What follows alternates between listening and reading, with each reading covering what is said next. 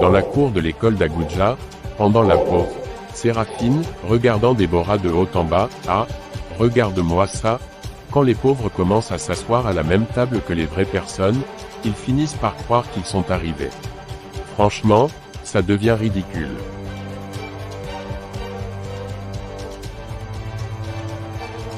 Ah, regarde-moi ça, quand les pauvres commencent à s'asseoir à la même table que les vraies personnes, ils finissent par croire qu'ils sont arrivés. Franchement, ça devient ridicule. Séraphine, pourquoi tu dis ça? Ne fais pas semblant de ne pas comprendre. Tu es ici uniquement grâce à une bourse. Une bourse. Si ce n'était pas cette aide, tu serais encore dans ton quartier à vendre je ne sais quoi.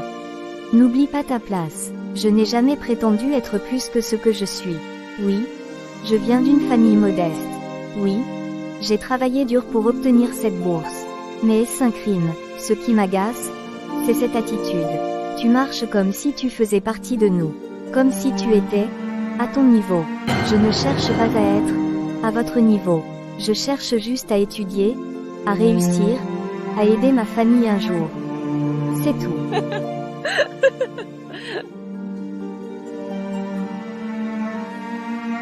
Oh, épargne-moi ton discours de petite fille courageuse. Les histoires de misère, ça me fatigue. Je ne t'ai pas demandé de me raconter ta vie. Je ne te raconte rien, tu me juges sans me connaître. Je n'ai pas choisi de naître pauvre, Séraphine. Mais j'ai choisi de travailler. J'ai choisi de ne pas envier. J'ai choisi de respecter les autres. Respecter, tu appelles ça respecter quand tu oses t'asseoir à notre table. C'est la table de l'école, pas celle d'une famille royale. Nous sommes toutes des élèves ici. Tu as de la chance que les autres soient tolérants.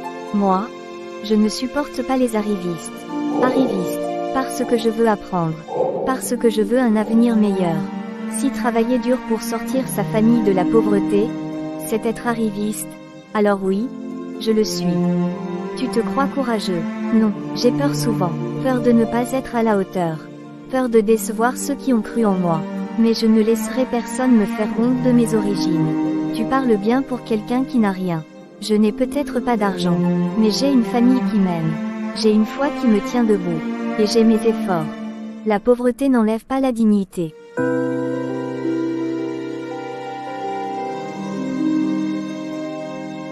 Un silence s'installe. Quelques élèves observent la scène. Séraphine, plus basse. Tu ne comprends pas? On ne mélange pas tout. Il y a des milieux pour chacun. Le savoir n'a pas de milieu. Le mérite non plus. Un jour, peut-être que tu verras que la valeur d'une personne ne dépend pas de ce qu'elle possède, mais de ce qu'elle est. Séraphine détourne le regard, troublée, mais trop orgueilleuse pour le reconnaître. Déborah reprend ses livres, respire profondément et murmure pour elle-même. Seigneur, donne-moi la force de rester humble, et de ne pas laisser la haine entrer dans mon cœur. Elle s'éloigne, digne, laissant derrière elle le poids des mots blessants, mais aussi la lumière silencieuse de son courage. Il est facile de mépriser, il est facile de juger, il est facile de regarder quelqu'un d'en haut, simplement parce que nos vêtements brillent davantage ou que nos maisons sont plus grandes. Mais dis-moi, qui a choisi le lieu de sa naissance? Qui a décidé dans quel berceau il ouvrirait les yeux pour la première fois? Ni toi, ni moi, les différences sociales ne sont pas un trophée que l'on gagne par mérite à la naissance, elles sont des réalités que la vie nous impose.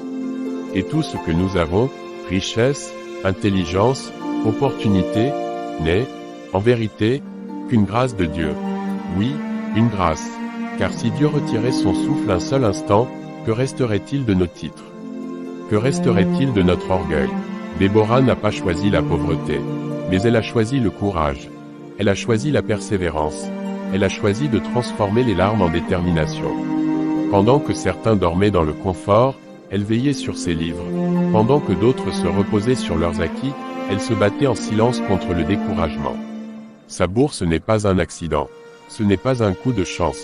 C'est le fruit d'un travail acharné, arrosé par la prière. C'est la rencontre entre l'effort humain et la faveur divine.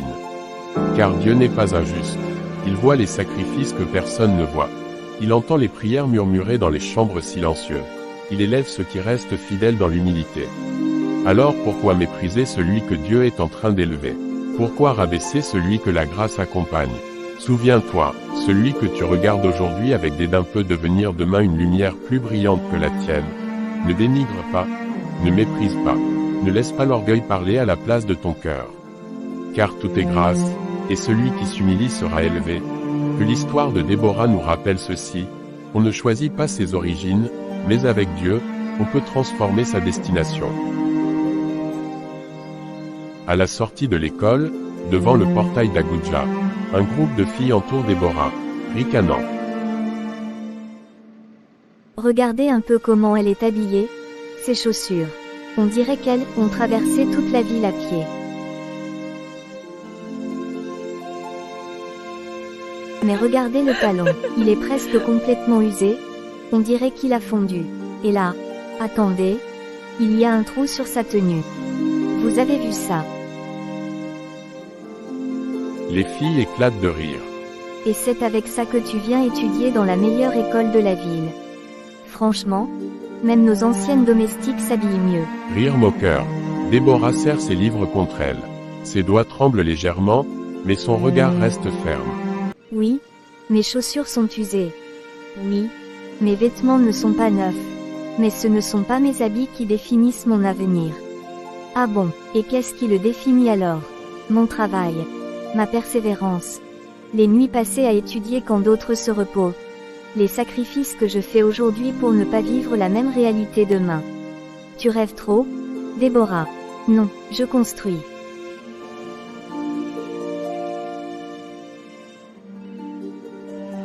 Un silence s'installe. Vous vous moquez de mes chaussures, mais elles me portent vers mon objectif. Vous voyez un trou sur ma tenue, moi, je vois une étape temporaire. Un jour, vous serez témoin de ma réussite. Pas parce que je suis né avec des privilèges, mais parce que j'aurai travaillé sans relâche. Je réussirai. Ma famille réussira. Et ce sera le fruit de mes efforts. Vous serez étonnés. Peut-être même que vous vous souviendrez de ce moment. On verra bien. Oui, vous verrez. Elle ajuste son sac, relève la tête et traverse le portail, laissant derrière elle les rires qui, peu à peu, s'éteignent. Car parfois, ce dont on se moque aujourd'hui sont ce dont on racontera l'histoire demain. Sur le chemin du retour, le soleil baisse lentement. La rue est presque vide. Déborah marche seule. Ses pas sont lents. Ses mains serrent son sac plus fort que d'habitude. Les rires résonnent encore dans sa tête. Les mots, surtout les mots. Astérisque. Regarde ses chaussures. Astérisque, un trou sur sa tenue. Même nos domestiques. Chaque phrase revient comme un écho cruel. Déborah s'arrête un instant. Elle ferme les yeux. Seigneur, j'ai essayé d'être forte. J'ai essayé de ne rien montrer. J'ai relevé la tête devant elle. Sa voix tremble légèrement. Mais au fond de moi, chacune de leurs paroles était comme une pierre. Une pierre lancée sur une blessure que j'essaie de refermer depuis si longtemps. Elle reprend sa marche. Vraiment, j'ai mal. Pourquoi cela doit m'arriver? Pourquoi est-ce toujours moi qu'on montre du doigt? Je travaille. Je me batte. Je fais de mon mieux. Sa respiration devient plus lourde. Pourquoi mes efforts ne suffisent-ils pas pour qu'on me laisse en paix? Je ne leur ai rien fait. Je ne demande même pas à avoir ce qu'elles ont. Je ne demande pas leurs privilèges. Je ne demande pas leurs vêtements, ni leurs chaussures.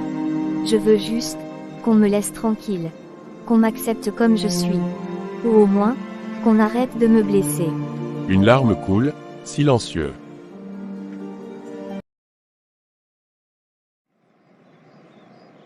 Est-ce que c'est si difficile d'être pauvre et digne à la fois? Est-ce que je dois toujours payer pour quelque chose que je n'ai pas choisi?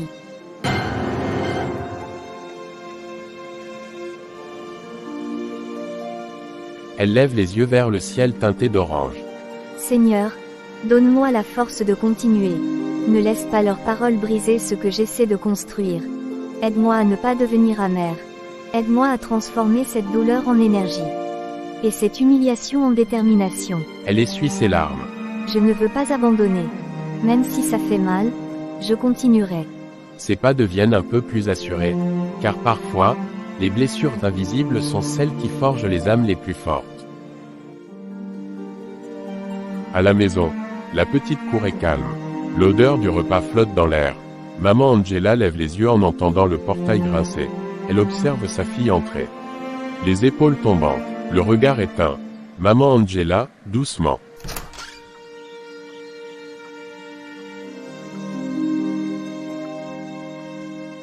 Ma fille, pourquoi as-tu ce visage? Qu'est-ce qui ne va pas? Dis-moi, que s'est-il passé pour que ton cœur soit si lourd? À peine ces mots prononcés, Déborah pose son sac et fond en larmes. Maman, j'en ai marre. Parfois je me dis que j'aurais préféré rester dans une école simple, là où personne ne me regarde comme si j'étais une erreur. Elle essuie ses larmes, mais elles continuent de couler. Est-ce de ma faute si nous n'avons pas assez de moyens? Pourquoi ils passent leur temps à se moquer de moi? Si ce ne sont pas mes chaussures, c'est ma coiffure. Si ce n'est pas ma coiffure, c'est ma tenue. Sa voix tremble davantage. Pourtant, je ne leur demande rien. Je fais des efforts, maman. Je travaille encore plus que les autres. Je me dis que si j'ai de meilleures notes, peut-être qu'ils finiront par m'accepter. Et même s'ils ne m'acceptent pas, je voudrais juste qu'ils me laissent tranquille. Je ne veux pas leur privilège. Je ne veux pas leur statut. S'il te plaît, calme-toi ma chérie. Mais c'est comme si le simple fait d'être dans la même école que les dérange. Comme si je prenais leur place, comme si j'absorbais leur oxygène. Un silence lourd s'installe. Chaque jour, ce sont des rires, maman. Chaque jour. Maman Angela inspire profondément. Son regard est à la fois triste et fier. Elle s'approche et prend le visage de sa fille entre ses mains. Ma fille, écoute-moi bien. Le chemin qui mène à la réussite n'est jamais lisse. Il est parsemé d'obstacles, de pierres, d'embûches. Mais ce sont ces pierres qui forgent les pieds solides. Elle essuie doucement les larmes de Déborah. Tout ce qui s'obtient difficilement a une grande valeur. La réussite n'est pas un gâteau qu'on sert sur un plateau d'argent. C'est un combat. C'est une décision quotidienne. C'est un sacrifice. Rien n'est facile, ma fille. Rien. Mais ce que tu es en train de vivre ne doit pas te briser. Cela doit te rendre plus forte. Que leurs moqueries deviennent ton carburant. Que leurs rires deviennent ta motivation. Sa voix devient plus ferme. Et n'oublie jamais, le Seigneur voit tout. Il voit tes larmes. Il voit tes efforts. Il voit ton cœur. Avec sa grâce et ton travail, je sais que tu iras loin. Très loin. Elle se détache doucement. Voilà ton repas. Viens manger pendant que c'est chaud. Ensuite, tu iras te reposer. Tu te lèveras tôt pour réviser avant d'aller à l'école. On ne répond pas à la moquerie par la colère, on répond par l'excellence. Déborah respire profondément. D'accord, maman. J'ai compris. Merci. Mais des fois, ce n'est vraiment pas facile. Maman Angela sourit avec tendresse. Je sais, ma fille. C'est pour cela qu'on ne marche pas seul. Elle lui caresse les cheveux. N'oublie pas de faire ta prière avant de dormir. Dépose tout dans les mains de Dieu. Et demain, relève encore la tête. Déborah acquiesce doucement. Dans cette petite maison modeste, au milieu des difficultés, une grande force était en train de naître. 4 heures du matin. La maison est encore plongée dans l'obscurité. Le réveil de Déborah sonne.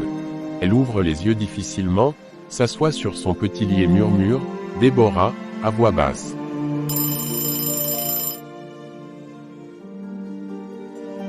Seigneur, donne-moi la force pour cette journée. Elle allume la petite lampe, ses cahiers s'ouvrent. Elle révise en silence pendant que le reste de la maison dort.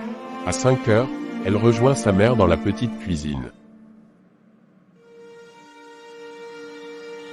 Bonjour maman. Bonjour mon petit ange, tu es déjà levé. Oui maman, je vais t'aider. Elle trie le haricot. La farine est préparée. L'huile chauffe pour les beignets, c'est de cela que la famille vit. À 6h30, Déborah balaie rapidement la cour, range les ustensiles, puis frappe doucement à la porte de ses petits frères. Debout, organisez-vous vite pour l'école, ne soyez pas en retard. Elle enfile ses chaussures usées, ajuste son sac. Déborah. Au revoir maman.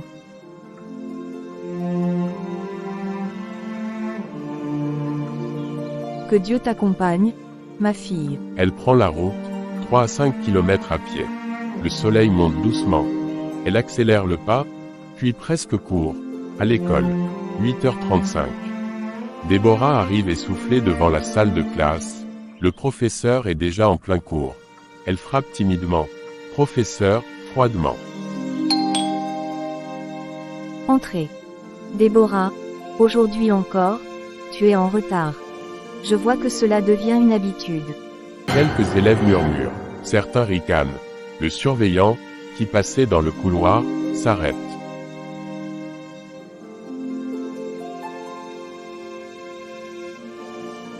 Quelques élèves murmurent. Certains ricanent. Le surveillant, qui passait dans le couloir, s'arrête. Ah, encore elle. Dans cette école, il y a des règles. Leur limite, ce est 7h30. Là, il est 8h35. Tu as plus de 30 minutes de retard. Chaque fois, on tolère. Mais là, vraiment, tu as bu. Désolé, monsieur. Je sais. Mais ma maison est vraiment loin et je viens à pied. Surveillant, la coupant sèchement. Stop, je ne t'ai pas demandé de m'expliquer les problèmes de ta famille ou de ta vie. Un silence pesant envahit la classe. Lorsque tu sais que tu habites loin, tu te lèves plus tôt. Tu t'organises. Tu crois que les autres font comment? Les regards se tournent vers elle. Elle sent la chaleur monter à son visage. Déborah, voix tremblante. Désolé, monsieur. Ça ne va plus se reproduire. Même si ça ne se reproduit plus, une punition t'aidera à mieux retenir la leçon.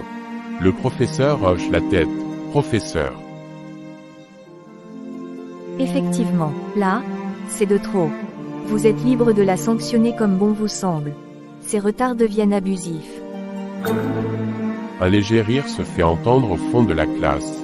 Le surveillant désigne la porte. Surveillant, viens avec moi, tu vas nettoyer la cour et ramasser les ordures. Cela te servira de leçon. Déborah serre ses livres contre elle. Déborah, presque inaudible, oui, monsieur. Elle sort sous les regards. Dans la cour, balai à la main, elle ramasse les papiers jetés au sol. Le soleil tape déjà fort. Chaque coup de balai est lourd. Non seulement de fatigue, mais d'injustice. Elle ne cherche plus à expliquer. Car parfois, le silence devient la seule défense et quand personne ne veut entendre. Ses yeux se remplissent, mais elle continue. Encore, et encore. Sous le soleil brûlant, Déborah termina sa punition en silence.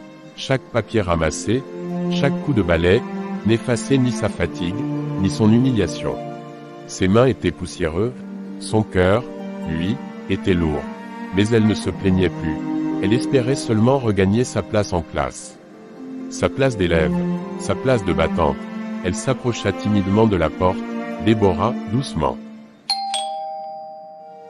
Madame, j'ai fini. Tu as encore 2 heures à passer là-devant. Tu comprendras mieux la leçon ainsi. Un murmure parcourut la salle. Déborah sentit son estomac se nouer. Déborah, presque suppliante. Madame, pardon, mes parents comptent sur moi. Je vous en prie. Je ne répéterai plus ce retard. Sa voix tremblait, mais elle restait respectueuse. La professeure répondit sans adoucir le ton, « Professeur. Si tu savais vraiment que tes parents comptent sur toi, tu ferais le nécessaire pour arriver à l'heure. La prochaine fois, tu t'organiseras mieux. » La porte se referma, et la voilà, debout devant la classe. Ni totalement dedans, ni totalement dehors. Exclue, mais toujours déterminée. Alors Déborah s'approcha doucement du mur. Elle tendit l'oreille. Chaque mot du cours devenait précieux. Elle sortit son cahier. Elle recopia. Elle recopia encore, malgré la poussière sur ses mains. Malgré la fatigue dans ses jambes. Malgré les regards moqueurs qui passaient parfois devant elle, car Déborah était brillante, et aucune punition ne pouvait éteindre cette lumière. Au lieu de laisser l'injustice la briser, elle transforma ce couloir en salle d'apprentissage. Au lieu de pleurer sur la porte fermée, elle choisit d'apprendre derrière la porte, et dans son cœur, une prière silencieuse montait encore. Seigneur, donne-moi la force de continuer. Je ne veux pas abandonner. Je veux avancer. Car certaines âmes ne sont pas arrêtées par les obstacles. Elle s'élève à travers eux, et pendant que le monde voyait une élève punie, le ciel voyait une future réussite en formation. Fin de la journée. La cloche a sonné. Les élèves quittent la classe. Déborah range ses affaires timidement. La maîtresse, d'un pas rapide, l'appelle. « Professeur », sévèrement mais sans colère excessive, « Déborah, viens ici. » Déborah s'avance, les yeux baissés. Sois à l'heure demain. Si tu ne viens pas à l'heure, tu ne pourras plus entrer. Et cette robe d'école, elle n'est toujours pas cousue correctement. Regarde-la, elle est déjà délavée. Il te faudra trouver le moyen de t'acheter une nouvelle robe. Déborah serre les mains, confuse et légèrement blessée par les mots. Déborah, avec une voix douce. Madame, j'en ai parlé à maman, mais elle n'a pas assez d'argent. Depuis que papa est parti, c'est elle qui subvient à tous nos besoins. Elle s'occupe parfois de toute la famille. Quand elle pourra, elle m'offrira une nouvelle robe d'école. La professeure la regarde, ses yeux se radoucissent un instant. Professeur. Je comprends. Je vois que tu parles avec sincérité. Très bien, Déborah. Maintenant, rentre chez toi. Mais rappelle-toi, soigne ta robe et sois à l'heure demain. C'est important pour toi, pour que personne ne puisse dire que tu négliges tes affaires ou tes obligations. Déborah hoche la tête, un mélange de gratitude et de tristesse dans les yeux. Oui, madame, merci. Même dans sa sévérité, la maîtresse ne cherchait pas à humilier. Elle voulait préparer Déborah à affronter la vie, à ne jamais se laisser dépasser par les circonstances. Et Déborah, malgré la fatigue, la douleur et les privations, savait qu'elle devait continuer à marcher, continuer à apprendre, continuer à croire que l'effort et la persévérance finiraient par porter leurs fruits.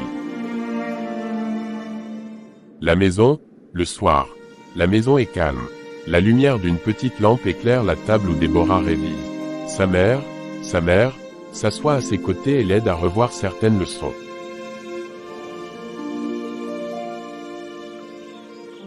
Ma fille, je sais que ce n'est pas facile. Toi-même, tu sais que depuis le départ de ton père, notre situation n'est plus très stable. Je fais de mon mieux, mais toi, ta petite sœur Kelly et ton petit frère Johan, vous êtes à ma charge. Je me batte pour que vous ayez tout ce dont vous avez besoin, mais ce n'est pas toujours simple. Elle pose doucement sa main sur celle de Déborah. Ma fille, je sais que tu prends de l'âge, mais je te prie, reste cette fille réservée, respectueuse et pieuse que tu es. Ne copie pas l'exemple de ces jeunes filles qui n'ont les yeux que sur les choses futiles. Les habits, les chaussures, le paraître. Ne jalouse pas ce que les autres possèdent. Sa mère sourit doucement, ses yeux brillants d'émotion. Je ne peux pas t'offrir tout ce que tu vois autour de toi. Mais garde en tête ceci, avec le temps et ton ardeur au travail, Dieu fera grâce. Il honorera ta persévérance. Il récompensera ton courage.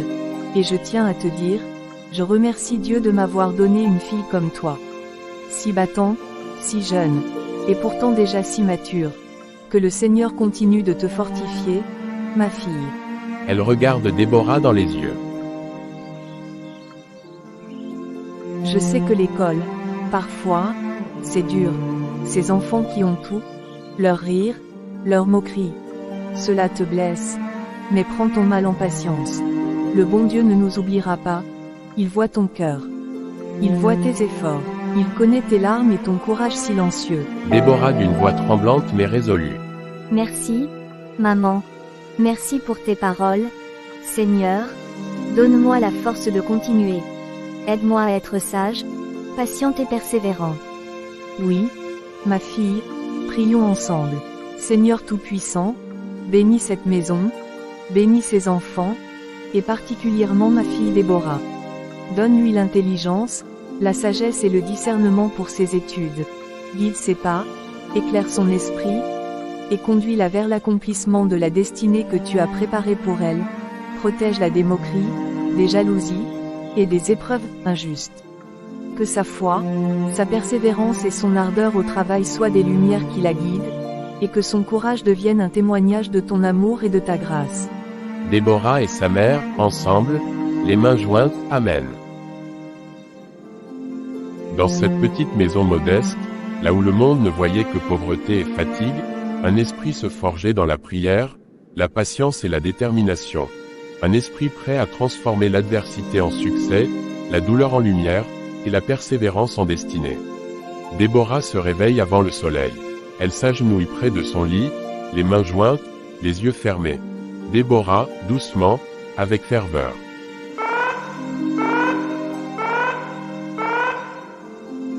Seigneur Tout-Puissant, merci pour cette nouvelle journée. Merci de m'avoir donné la vie, le souffle, et la force de me lever ce matin. Merci pour ma famille, pour ma maman qui se bat chaque jour pour nous, pour mes petits frères et ma petite sœur. Merci de les protéger, de les bénir, et de les guider, Seigneur. Seigneur, je t'élève mon cœur. Accorde-moi la sagesse pour comprendre mes leçons aujourd'hui. Donne-moi l'esprit de persévérance pour affronter chaque difficulté, chaque défi sur mon chemin. Aide-moi à ne jamais me laisser abattre par la fatigue, par les moqueries ou par la peur. Seigneur, remplis-moi de positivité et d'énergie. Que je puisse accomplir toutes mes tâches à temps, à la maison et à l'école. Que mes mains travaillent avec diligence, que mon esprit reste concentré, et que mon cœur reste humble devant toi. Seigneur, protège mes pas aujourd'hui. Guide-moi sur le chemin de l'école, dans mes paroles, dans mes actions, et dans mon apprentissage. Fais que je sois un témoignage de courage et de persévérance, non seulement pour moi-même, mais aussi pour ma famille. Merci, Seigneur, de ne jamais m'abandonner. Merci pour ta grâce, merci pour ton amour, merci pour ton souffle qui me soutient chaque jour. Je t'abandonne cette journée, Seigneur. Aide-moi à faire de mon mieux, à rester pieux, respectueuse et travailleuse, et à ne jamais perdre la foi, même dans les moments difficiles. Au nom de Jésus-Christ, je t'élève cette prière. Amen. Et Déborah se leva, le cœur léger, rempli d'espérance et de foi. Elle savait que chaque pas, chaque effort, chaque défi de cette journée serait guidé par la main de Dieu. Rien ne pouvait arrêter une âme qui marchait avec lui. Des jours passèrent, des semaines passèrent, des mois passèrent. Chaque matin, avant que le soleil ne se lève, Déborah ouvrait les yeux. Elle priait, aidait sa maman à préparer les beignets, révisait ses leçons, puis marchait, parfois sous la pluie, parfois sous un soleil brûlant, pour atteindre l'école. Chaque jour était une bataille. Chaque jour demandait patience, effort et courage. Mais Déborah ne fléchissait pas, elle se concentrait en classe, elle posait des questions, elle recopiait soigneusement ses leçons. Et le soir, après avoir aidé à la maison, elle reprenait ses cahiers. Elle étudiait jusqu'à ce que ses yeux soient fatigués, mais son cœur restait déterminé. À la maison, après avoir reçu ses résultats du premier trimestre, Déborah entre avec ses notes à la main. Sa mère la regarde, anxieuse et curieuse. Sa mère, ma fille, montre-moi ça. Qu'est-ce que c'est? Déborah, le visage illuminé, un sourire timide mais fier. Regarde, maman, j'ai la première note du trimestre, et je suis première de la classe. Mon Dieu, Déborah, c'est toi. C'est vraiment toi qui as fait tout ça. Regarde-toi, tu as persévéré malgré tout. Toutes ces marches, toutes ces nuits à réviser, tout ce travail acharné. Seigneur, merci pour ma fille. Oui maman, ce n'est pas seulement moi. C'est grâce à Dieu, et grâce à vos conseils. Vous m'avez appris à ne jamais abandonner, à rester pieuse et travailleuse. Oui, ma fille, et regarde maintenant, l'effort, la discipline, c'est la clé du succès. Rien ne remplace le travail acharné. Tu es la preuve que la persévérance transforme les difficultés en victoire. Tu es un exemple pour Kedi, pour Johan, et pour tout le monde autour de toi. Seigneur, merci. Merci pour cette force. Merci de m'avoir guidé chaque jour. Je continuerai à travailler dur, chaque jour. Je ne vais pas m'arrêter ici.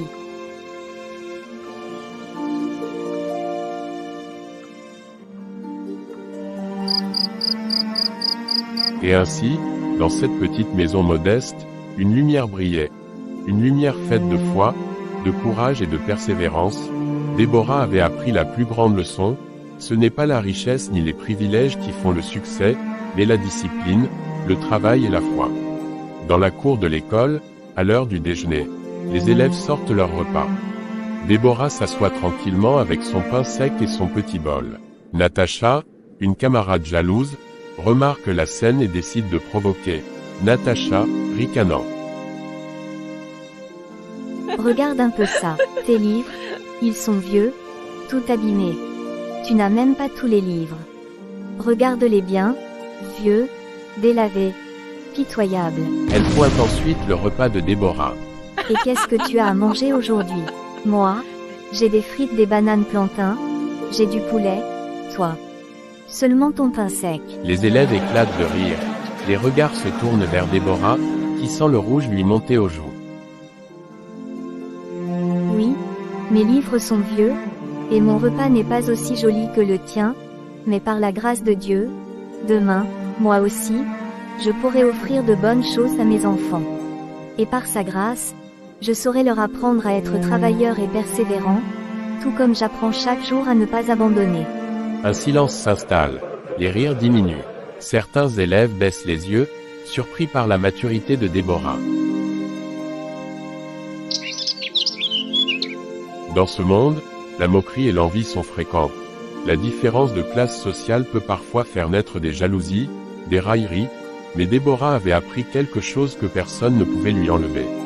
La foi, la patience et le courage sont plus précieux que tous les repas luxueux, que tous les vêtements neufs et que toutes les moqueries. Déborah, à voix basse, presque pour elle-même. Seigneur, donne-moi la force de rester humble, et de continuer à avancer, ne me laisse jamais oublier que c'est le travail, la persévérance et toi qui me feront réussir. Elle reprend sa place, le dos droit, le regard confiant, et continue de manger tranquillement, car dans son cœur, elle savait que la vraie richesse vient de l'effort et de la foi. Mes chers frères et sœurs en Christ, n'oublions jamais que sur le chemin de la vie, il y aura toujours des persécutions, des adversaires, des obstacles.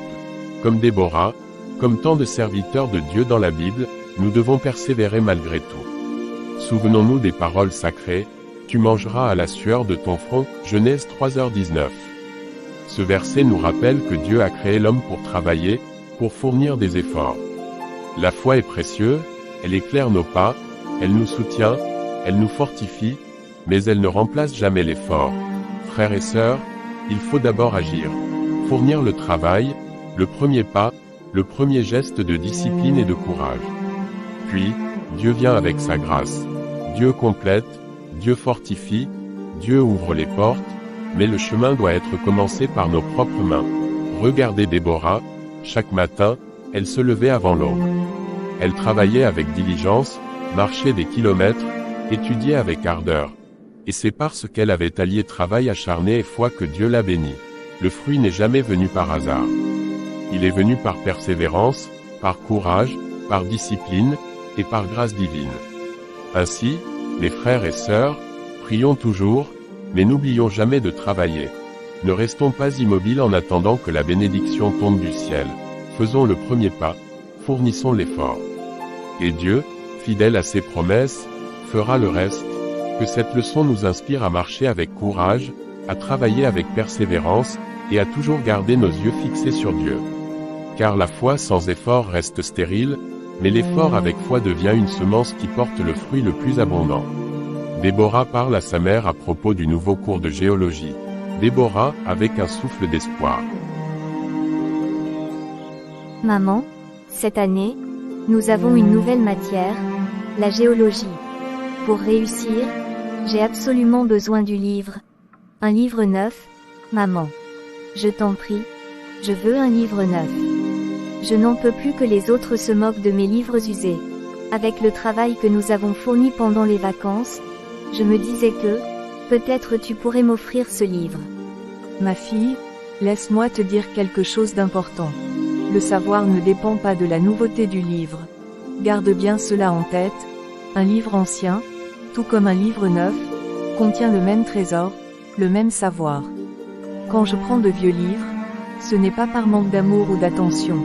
C'est parce qu'il coûte moins cher, et cela me permet d'économiser pour subvenir à d'autres besoins de la maison.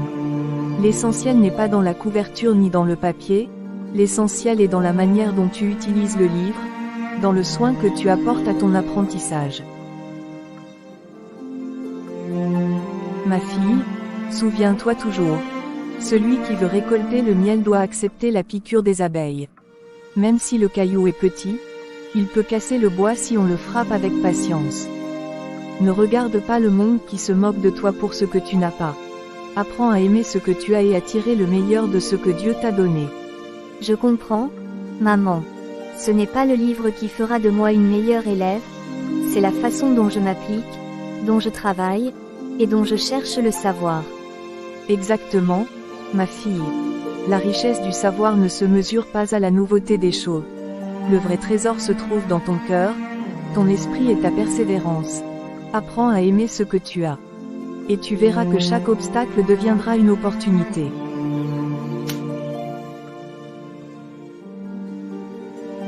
Ainsi, Déborah comprit que le plus important n'est pas ce que les autres voient, mais ce que nous faisons avec ce que nous avons.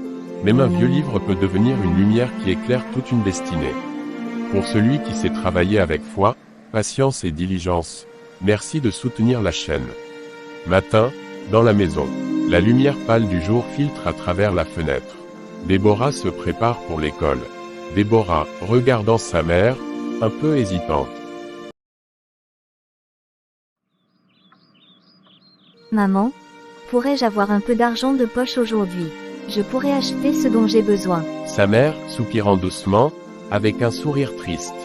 Ma fille, aujourd'hui, vraiment, je n'ai pas grand-chose.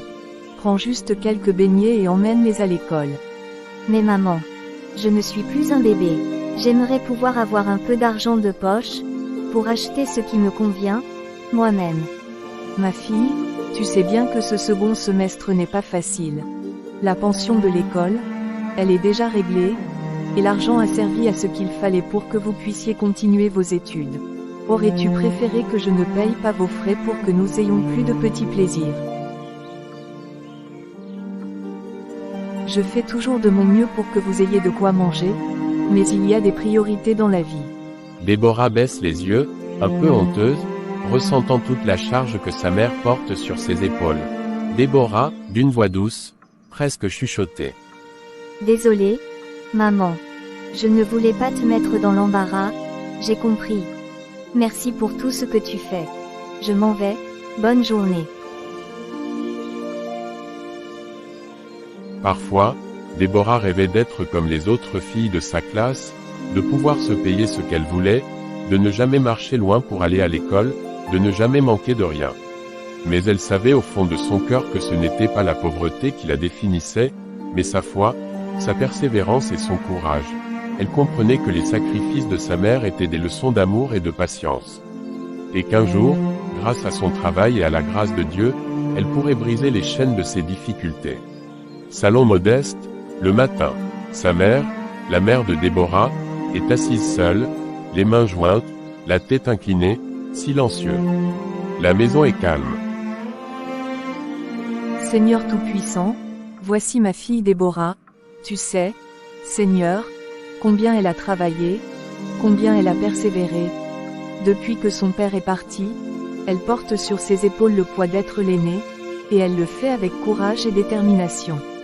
Seigneur, bénis ma fille aujourd'hui. Accompagne-la dans cet examen.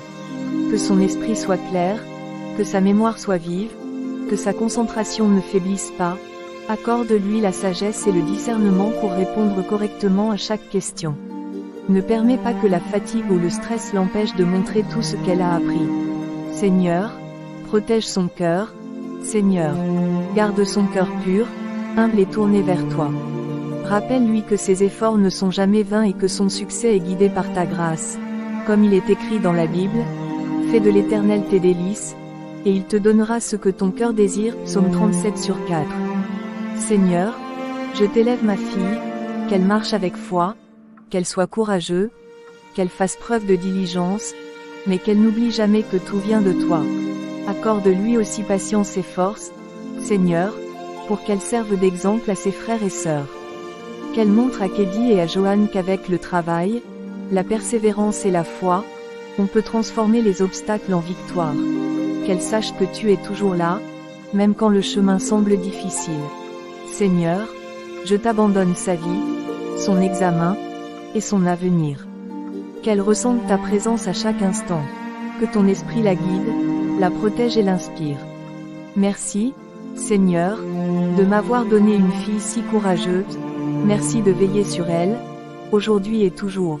Au nom de Jésus-Christ, je t'élève cette prière. Amen. Dans cette petite maison, la foi et la prière étaient plus puissantes que toutes les peurs. Une mère confiait sa fille à Dieu, et dans le cœur de Déborah, invisible mais palpable, la paix divine commença déjà à préparer ses pas pour le succès.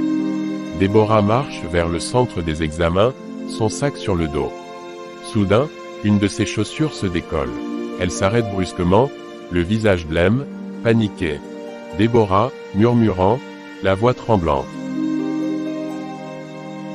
Oh non, pas maintenant.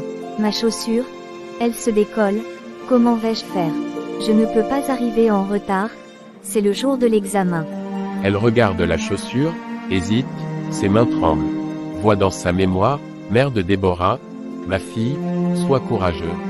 Si ton pied t'empêche d'avancer, enlève ta chaussure et continue, le plus important, c'est d'arriver. Les chaussures ne sont que des accessoires, le courage est dans ton cœur. C'est vrai. Maman a raison. Ce n'est pas la chaussure qui me fera réussir, c'est mon effort, ma persévérance, ma foi. Elle retire doucement sa chaussure défectueuse et la tient dans sa main, continue à marcher, chaque pas avec détermination. Déborah, avec force et espoir. Seigneur, guide mes pas, même si mes chaussures me lâchent, que mon chemin est difficile, aide-moi à avancer. Je sais que tu es avec moi, et c'est toi qui me mèneras jusqu'au but.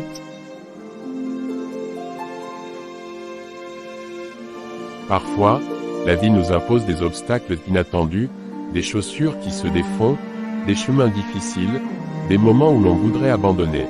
Mais Déborah se rappela les paroles de sa mère et la promesse de Dieu, « Je ne te délaisserai point, je ne t'abandonnerai point » Hébreux 13/5. Chaque pas, même pieds nus, devient un pas vers la victoire. Chaque effort devient une semence de succès. Et ainsi, Déborah marcha, ferme, courageuse, confiante. Elle savait que la foi seule ne suffisait pas, mais alliée à la persévérance, elle ouvre toutes les portes. Le grand jour était arrivé. Déborah, le cœur rempli de foi, s'agenouilla quelques instants avant le début de l'examen. Elle ferma les yeux et murmura, « Déborah » dans son cœur, avec ferveur. Seigneur Tout-Puissant, je t'élève cette journée. Guide ma main, éclaire mon esprit et permets que tout ce que j'ai appris, tout ce travail, tout cet effort, fructifie aujourd'hui. Aide-moi à rester concentré, à rester calme, et à montrer le meilleur de moi-même. Malgré les kilomètres parcourus chaque matin, malgré les moqueries, malgré les fatigues et les obstacles, Déborah posa son stylo sur la feuille et se mit à composer avec assurance. Chaque question qu'elle affrontait, chaque problème, chaque calcul, elle le traitait avec courage et concentration. Elle se souvenait des paroles de sa mère, des prières silencieuses, des leçons de persévérance et de foi. Elle savait que la foi seule n'était pas suffisante, mais alliée au travail, elle rendait tout possible. Le temps passa, et lorsque l'examen se termina, Déborah sortit de la salle avec un sentiment de paix et de gratitude. Quelques semaines plus tard, le verdict tomba, Déborah avait obtenu son baccalauréat avec mention excellente, et comme un fruit mûr de sa persévérance et de sa foi, elle reçut une bourse pour étudier à l'étranger, un pas décisif vers la réalisation de ses rêves et de sa destinée. Mes frères et sœurs, souvenez-vous, dans la vie, il y aura toujours des obstacles, des chemins difficiles, des moqueries et des épreuves. Mais avec la persévérance, le travail acharné et la foi en Dieu, aucun obstacle n'est insurmontable. Comme Déborah, marchez avec courage, priez avec confiance, et travaillez avec diligence, et vous verrez que le Seigneur transforme vos efforts en succès, et vos larmes en joie. 15 ans plus tard, assemblée chrétienne, maman Angela prend la parole devant les fidèles. Elle est émue mais rayonne de gratitude. Maman Angela. Chers frères et sœurs, écoutons attentivement le témoignage de sœur Angèle, qui glorifie le Seigneur et nous redonne espoir. Mes frères et sœurs, je rends grâce à Dieu aujourd'hui, malgré toutes les difficultés que ma famille et moi avons traversées. Après la mort de mon mari, c'était comme si le monde s'était écroulé autour de moi. Après la mort de mon mari, c'était comme si le monde s'était écroulé autour de moi, mais par la grâce de Dieu, je n'ai pas perdu courage. J'ai persévéré, j'ai prié, et j'ai travaillé. Et voyez ce que Dieu a fait, il m'a donné la grâce. Il m'a donné des enfants qui sont un véritable trésor, un témoignage vivant de sa fidélité. Ma fille Déborah, mes frères et sœurs, vous l'avez vu grandir, malgré les moqueries, malgré les obstacles. Malgré les chemins longs et difficiles, elle a persévéré. Elle a travaillé dur, avec foi et discipline. Aujourd'hui, grâce à Dieu, elle est devenue ingénieure en automobile en Allemagne, et elle gagne bien sa vie. C'est un exemple vivant. La persévérance, le travail et la prière mènent au succès. Souvenez-vous. Quand l'eau dort, le crocodile avance, le chemin peut sembler calme et facile pour les autres, mais derrière chaque succès, il y a un effort caché, une bataille silencieuse. Déborah a avancé, pas en regardant les autres, mais en marchant avec courage, avec la foi et le travail. Et je veux dire à toutes les jeunes filles et tous les jeunes ici présents, ne laissez jamais les moqueries, les différences ou les obstacles vous décourager. La prière est indispensable, mais elle seule ne suffit pas. Le travail précède toujours le fruit, comme nous le disent nos proverbes africains. Travaillez avec ardeur, persévérez, marchez avec Dieu, et vous verrez sa main vous bénir.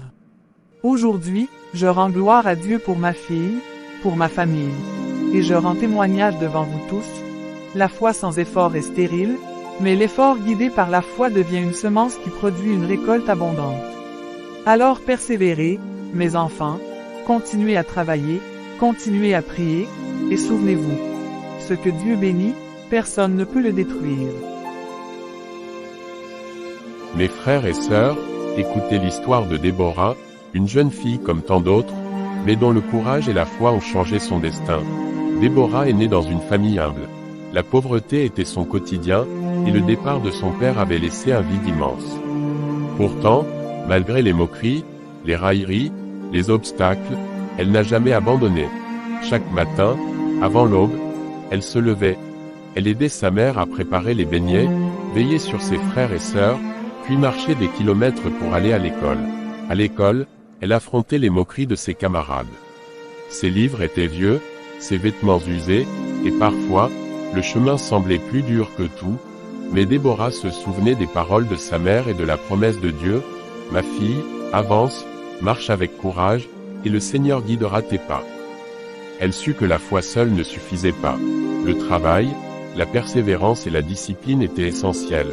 Chaque effort, chaque pas, chaque heure passée à étudier était une semence qu'elle plantait dans son futur.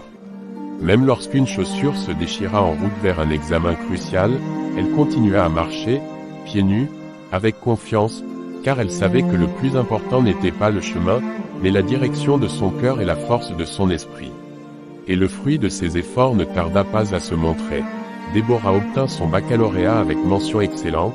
Sa persévérance, sa foi et son courage furent récompensés par une bourse pour étudier à l'étranger. 4 ans plus tard, Déborah devint ingénieure en automobile en Allemagne. Elle gagna bien sa vie, mais plus importante encore, elle devint un exemple vivant de réussite et d'inspiration, comme le disait sa mère lors d'un témoignage dans l'assemblée. Mes enfants, la prière est indispensable, mais la prière sans effort est stérile. La foi guide, mais c'est le travail qui ouvre les portes. Celui qui persévère, même dans l'épreuve, recevra sa récompense. Souvenez-vous, mes frères et sœurs, quand l'eau dort, le crocodile avance. Les moqueries, les obstacles, la pauvreté, tout cela peut sembler insurmontable. Mais chaque effort allié à la foi devient une semence qui porte un fruit abondant. Aujourd'hui, Déborah est la preuve vivante que la foi seule ne suffit pas, mais que la foi guidée par le travail et la persévérance mène toujours à la victoire. Alors, à vous tous qui écoutez, rappelez-vous, avancez, travaillez, persévérez, et laissez Dieu faire le reste, car ce que Dieu bénit, Personne ne peut le détruire. Et chaque effort que vous semez avec foi deviendra un témoignage pour le monde entier.